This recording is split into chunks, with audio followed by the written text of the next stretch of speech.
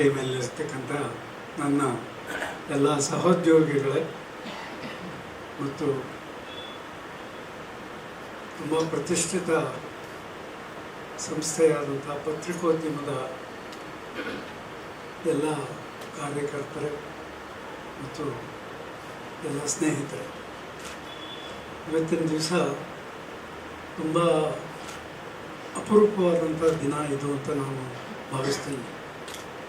ಏಕೆಂದರೆ national education society ಪ್ರಾರಂಭ ಆಗಿ 107 ವರ್ಷಗಳು ಕಳೆದವು. ಲಾರ್ಡ್ ಶ್ರೀಮತಿ ಆನಿ ಬೆಸೆಂಟ್ ಅವರಿಂದ ಪ್ರಾರಂಭವಾದಂಥ ನ್ಯಾಷನಲ್ ಹೈಸ್ಕೂಲು ಇವತ್ತಿನ ದಿವಸ ಈ ಮಟ್ಟಕ್ಕೆ ಬಂದಿದೆ ಅಂತಂದರೆ ನಿಜವಾಗ್ಲೂ ಅದು ಪ್ರಶಂಸನೀಯ. ನಮ್ಮ ಸೊಸೈಟಿನಲ್ಲಿ 20 ಎಜುಕೇಷನಲ್ ಇನ್ಸ್ಟಿಟ್ಯೂಷನ್ಸ್ ಇದೆ. 20ರಲ್ಲಿ 3 ಮಾತ್ರ ಬೆಂಗಳೂರಲ್ಲಿ ಇರ್ತಕ್ಕಂಥದ್ದು.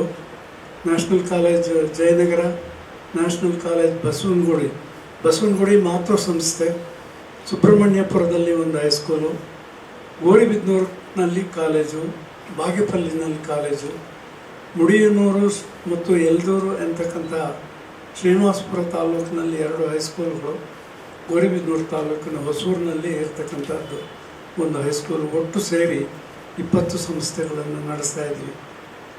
ನಾವು ಈ ಇಂಜಿನಿಯರಿಂಗ್ ಕಾಲೇಜು ಪ್ರಾರಂಭ ಮಾಡಬೇಕು ಅಂತ ನಮಗೆ ಯಾವತ್ತೂ ಎಂದೂ ಮನಸ್ಸು ಇರಲಿಲ್ಲ.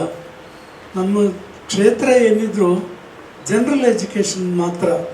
ಜನರಲ್ ಎಜುಕೇಷನ್ನಲ್ಲಿ ತುಂಬ ಚೆನ್ನಾಗಿ ಮಕ್ಕಳನ್ನು ತಯಾರು ಮಾಡಿ, ಅದರಲ್ಲೂ ಪರ್ಟಿಕ್ಯುಲರ್ಲಿ PUCನಲ್ಲಿ ಪಾಸ್ ಮಾಡ್ತಕ್ಕಂಥ ವಿದ್ಯಾರ್ಥಿಗಳು ಇವತ್ತಿನ ದಿವಸ ಇಡೀ ಪ್ರಪಂಚದಲ್ಲೇ ಇರ್ತಕ್ಕಂಥ ವಿದ್ಯಾರ್ಥಿಗಳಾಗಿದ್ದಾರೆ. ಒಂದು ಕಾಲದಲ್ಲಿ ಬಸವನಗುಡಿ ನ್ಯಾಷನಲ್ ಕಾಲೇಜ್ ಒಂದು ಬಿಟ್ಟರೆ ಸುತ್ತಮುತ್ತಲು ಯಾವುದೂ ಕಾಲೇಜುಗಳಿರಲಿಲ್ಲ.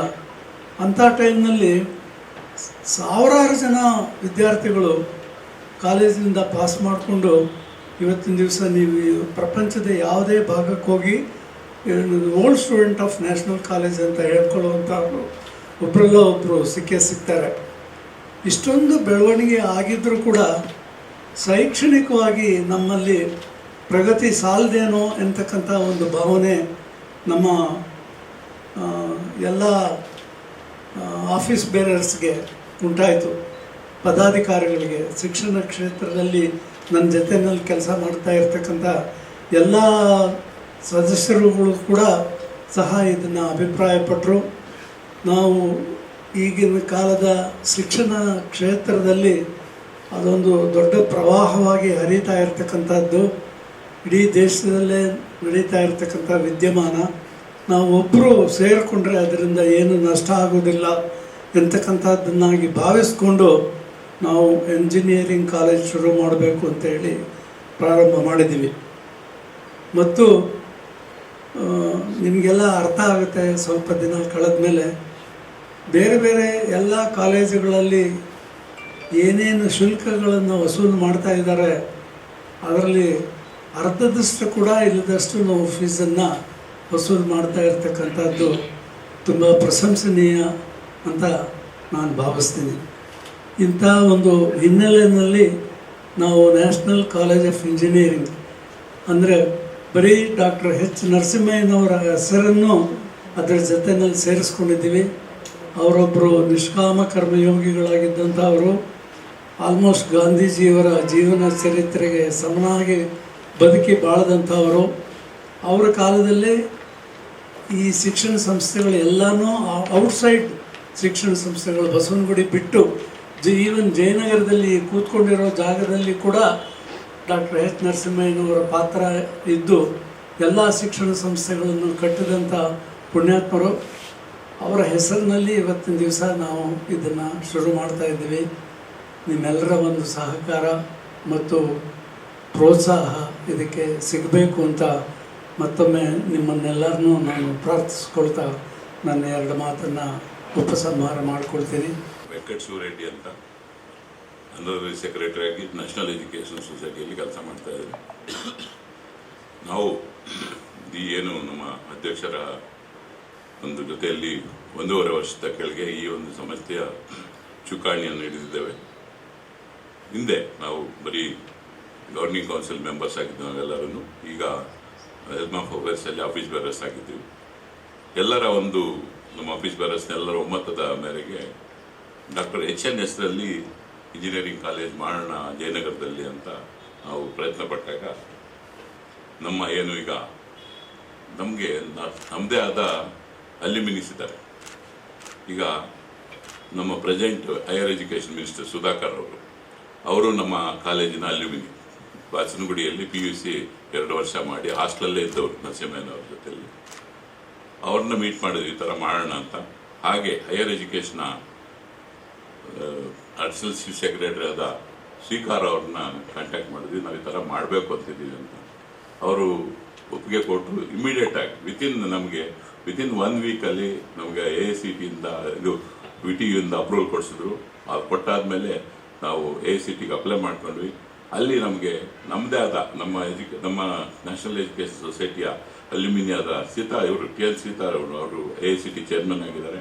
ಇವರೆಲ್ಲರ ಒಂದು ಸಹಕಾರದಿಂದ ಬಹಳಷ್ಟು ಬೇಗ ನಮಗೆ ಈ ಒಂದು ಇಂಜಿನಿಯರಿಂಗ್ ಕಾಲೇಜು ಮಾಡಲಿಕ್ಕೆ ಅನುವು ಕೊಟ್ಟರು.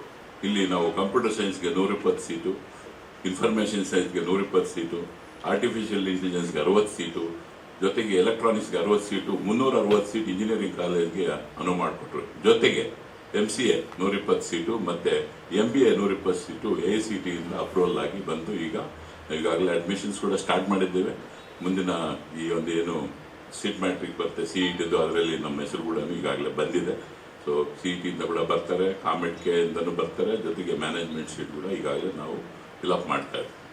ಈ ಹಿಂದೆ ಯಾಕೆ ಡಾಕ್ಟರ್ HN ಅವರ ಒಂದು ಇದು ಅಂದರೆ, ಈಗಾಗಲೇ ನಮ್ಮ ಅಧ್ಯಕ್ಷರು ಹೇಳ್ದಂಗೆ ಹಿಂದೆ ಅನಿ ಬೆಸೆಂಟ್ ಅವರು 1917ರಲ್ಲಿ ನಮ್ಮ ನ್ಯಾಷನಲ್ ಹೈಸ್ಕೂಲ್ ಸ್ಟಾರ್ಟ್ ಮಾಡಿದ್ರು.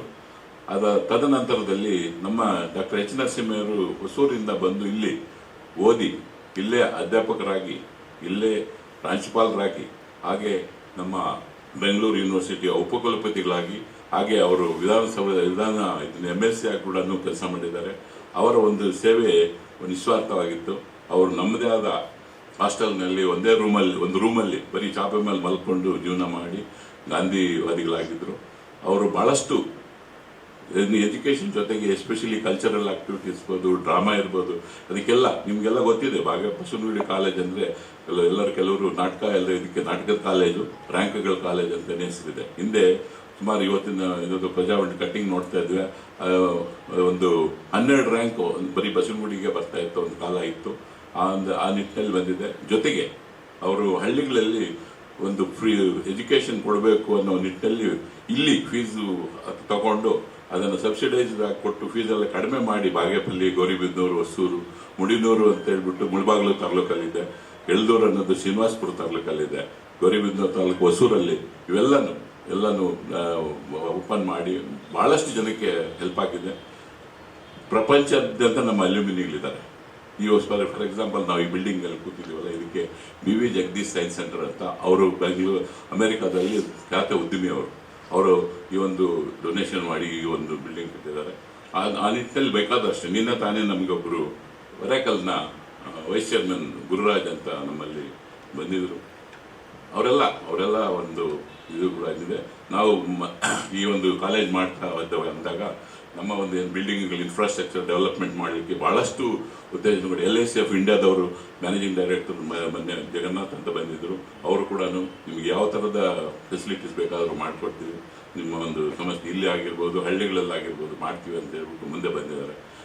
ನಮ್ಮ ಒಂದು ಸ್ಟ್ರೆಂತ್ ಏನಂದರೆ ನಮ್ಮ ಅಲ್ಯುಮಿನಿಯರು ಬೇಕಾದಷ್ಟು ಜನ ನಮ್ಮ ಆ್ಯಕ್ಚುಲಿ ಡೋನರ್ಸ್ ಇದ್ದಾರೆ ನಮಗೆ. ಆ ನಿಟ್ಟಿನಲ್ಲಿ ಈಗ ಇಲ್ಲಿ ಈ ಬಿಲ್ಡಿಂಗಲ್ಲಿ ನಾವು ಫಸ್ಟ್ ಇಯರ್ ಸ್ಟಾರ್ಟ್ ಮಾಡ್ತಾ ಇದ್ದೀವಿ. ಪಕ್ಕದಲ್ಲಿ ನೀವು ನೋಡ್ತಾ ಇದ್ದೀರಿ ನಮ್ಮ HN ಹಾಲ್ ಇದೆಯಲ್ಲ, ಅದನ್ನು ಈಗ ನಾವು ಇದನ್ನ ಇದು ಮಾಡಿಬಿಟ್ಟು ಮಲ್ಟಿ ಸ್ಟೋರ್ಡ್ ಬಿಲ್ಡಿಂಗ್ ಮಾಡಿ ಅಲ್ಲಿ ಆಡಿಟೋರಿಯಮ್ಮು ಜೊತೆಗೆ ಎಲ್ಲ ಕ್ಲಾಸ್ ರೂಮ್ಗಳು ಬರೋಕ್ಕೆ ಈಗಾಗಲೇ ನಾವು ನೀಲಿ ನಕ್ಷೆ ಸ್ಟಾರ್ಟ್ ಮಾಡಿ ಕಾರ್ಪೊರೇಷನ್ ಸಬ್ಮಿಟ್ ಮಾಡಿ ವಿತಿನ್ 1 or 2 ಇಯರ್ಸಲ್ಲಿ ಅಲ್ಲಿ ನಮ್ಮ ಒಂದು ಇಂಜಿನಿಯರಿಂಗ್ ಕಾಲೇಜ್ ಬಿಲ್ಡಿಂಗ್ ಬರುತ್ತೆ. ನಮಗೆಲ್ಲ ಗೊತ್ತಿದೆ, 4 ಎಕರೆ ಗ್ರೌಂಡ್ ಇದೆ ನಮಗೆ ನಮ್ಮ ಮಕ್ಕಳ ಒಂದು ಸ್ಪೋರ್ಟ್ಸ್ಗೆ ಮತ್ತು ಅದರ್ ಆ್ಯಕ್ಟಿವಿಟೀಸ್ಗೋಸ್ಕರ. ಜೊತೆಗೆ BA BSc PUCಯಲ್ಲಿ ಸುಮಾರು 800 ಜನ ಮಕ್ಕಳು ಇಲ್ಲಿ ಓದ್ತಾ ಇದ್ದಾರೆ.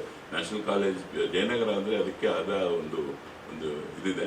ಆ ಒಂದು ನಿಟ್ಟಿನಲ್ಲಿ ನಮ್ಮ ಒಂದು ಸಂಸ್ಥೆಯಲ್ಲಿ 4 PU ಕಾಲೇಜುಗಳಿದೆ. ಬಾಗೇಪಲ್ಲಿ, ಗೌರಿಬಿದನೂರು, ಬಸವನಗುಡಿ, ಜಯನಗರದಲ್ಲಿ. ಅದೇ ಥರ ಡಿಗ್ರಿ ಕಾಲೇಜುಗಳು ಕೂಡ ಇದೆ. ಅದ್ರ ಜೊತೆಗೆ ಹೈಸ್ಕೂಲು, ಪ್ರೈಮರಿ ಸ್ಕೂಲ್ ಎಲ್ಲ ಇದೆ.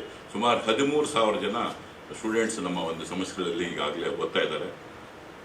ಈಗ ಏನು ಇಂಜಿನಿಯರಿಂಗು ಮತ್ತು ಪೋಸ್ಟ್ ಗ್ರ್ಯಾಜುಯೇಷನ್ MCMBಗೆ ನಮ್ಮ ಹತ್ರ ಸುಮಾರು ಸೀಟು ಇದೆ. 120 ಪ್ಲಸ್ 360 ಇಂಜಿನಿಯರಿಂಗ್ ಸೀಟು. ಇವೆಲ್ಲನೂ ಇನ್ನೂ ಮುಂದಿನ ದಿನಗಳಿಗೆ ಹೊಸ ಕೋರ್ಸ್ಗಳು. ಇದು ಯಾಕೆ ಇಂಜಿನಿಯರಿಂಗ್ ಮಾಡಬೇಕು ಅಂತಂದರೆ, ಈಗಿನ ಪ್ರಪಂಚದ ಒಂದು ಏನು ಸೈನ್ಸ್ ಟೆಕ್ನಾಲಜಿ, ಆರ್ಟಿಫಿಷಿಯಲ್ ಇಂಟೆಲಿಜೆನ್ಸ್ ಇರ್ಬೋದು, ಇನ್ಫಾರ್ಮೇಷನ್ ಸೈನ್ಸ್ ಇರ್ಬೋದು, ಇದರ ಒಟ್ಟು ಜಾಸ್ತಿ ಬರ್ತಾ ಇದೆ. BA BCಗಾರು ಅಡ್ಮಿಷನ್ಸ್ ಬರ್ತಾ ಇಲ್ಲ. ನಾವು ಕೂಡ ಏನು ಸ್ಟ್ರೀಮಲ್ಲಿ ಹೋಗೋಣ ಅನ್ನೋ ನಿಟ್ಟಿನಲ್ಲಿ ಒಂದು ಮಾಡೋಕ್ಕೆ ಪ್ರಯತ್ನ ಪಡ್ತಾ ಇದ್ದೀವಿ. ಇದಕ್ಕೆ ನಿಮ್ಮೆಲ್ಲರ ಸಹಕಾರ ಇರಲಿ ಅಂತ ಕೇಳಿಕೊಂಡು ಥ್ಯಾಂಕ್ ಯು.